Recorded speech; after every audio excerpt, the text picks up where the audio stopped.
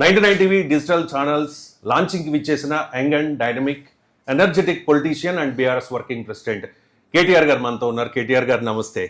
ప్రస్తుతం అంతా కూడా డిజిటల్ యుగం, డిజిటల్ మీడియా.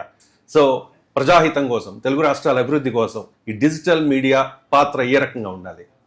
అంటే చాలా కాలం కిందట నేను విన్న ఒక మాట, ఒకప్పుడు మొత్తం ప్రింట్ మీడియా మాత్రమే ఉండేది. ప్రింట్ తర్వాత ఎలక్ట్రానిక్ మీడియం వచ్చింది. ఎలక్ట్రానిక్ మీడియం వచ్చిన తర్వాత అందులో 24/7 న్యూస్ ఛానల్స్ వచ్చినాయి.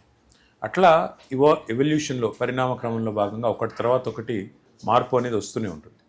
అదే క్రమంలో మీరు గమనించినట్టయితే ఇప్పుడు ఎలక్ట్రానిక్ టెలివిజన్స్ కంటే కూడా ఇప్పుడు ప్రస్తుతం యుగం అంతా కూడా, ప్రస్తుతం నడుస్తున్న కాలం అంతా కూడా డిజిటల్ మీడియంది, సోషల్ మీడియంది.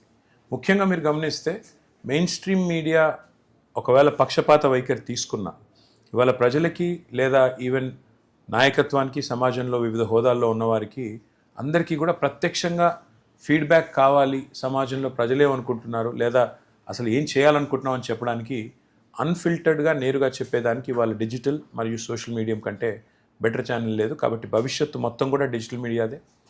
నేను మనస్ఫూర్తిగా చంద్రశేఖర్ గారిని, వారి మొత్తం బృందాన్ని, 99 టీవీ, 99 టీవీ బృందం మొత్తాన్ని కూడా మనస్ఫూర్తిగా నేను అభినందిస్తున్నాను. ఎందుకంటే భవిష్యత్తు వైపు దృష్టి సారించి భవిష్యత్తులో రాబోయే మార్పులకు అనుగుణంగా మనం తయారవుతేనే, మనం సిద్ధపడితేనే, ఆ మార్పుని స్వాగతిస్తేనే మంచిది. కాబట్టి తప్పకుండా ఇది సరైన దిశలో సరైన అడుగు.